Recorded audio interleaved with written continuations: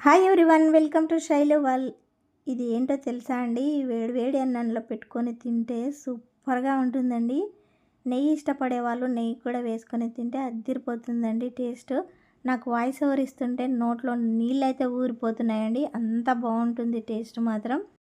ఈ రెసిపీ వచ్చి వెల్లుల్లి కారం అండి. సూపర్గా ఉంటుంది వేడి వేడి అన్నంలో, ఇడ్లీలో అయినా సూపర్గా ఉంటుందండి ఇది.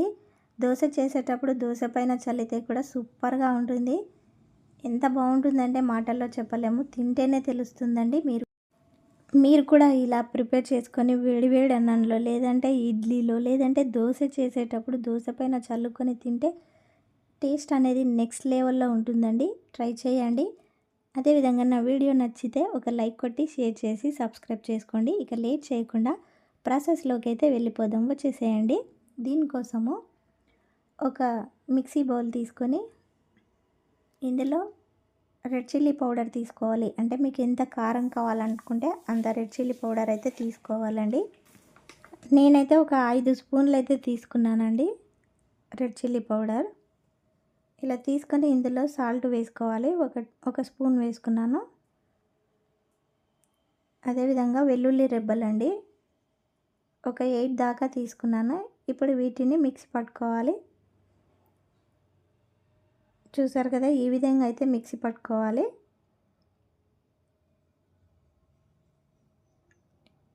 ఇలా మిక్సీ పట్టిన తర్వాత ఇప్పుడు పోపు రెడీ చేసుకోవాలి. స్టవ్ మీద బాండి పెట్టుకొని ఆయిల్ వేసుకోవాలి. ఆయిల్ కాయిన తర్వాత కొద్దిగా ఆవాలు, జీలకర్ర,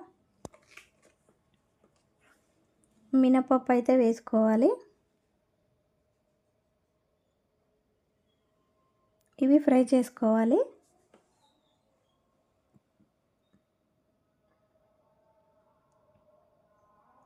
ఇవి ఫ్రై అవుతుండగానే ఇందులో ఎండుమిర్చి అండి ఒక 2-3 ఇలా కట్ చేసుకొని వేసుకోవాలి. ఇవి లైట్గా ఫ్రై అవ్వాలి ఎండుమిర్చి. అదేవిధంగా కొద్దిగా కరివేపాకు కూడా వేసుకొని ఫ్రై చేసుకోవాలి.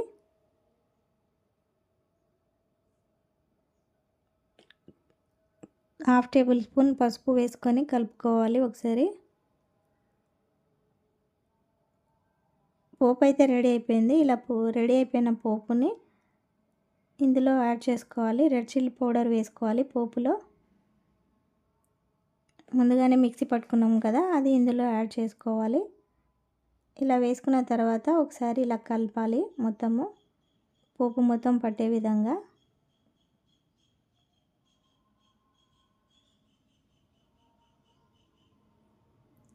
ఇలా కలిపిన తర్వాత స్టవ్ ఆఫ్ చేసేయాలి.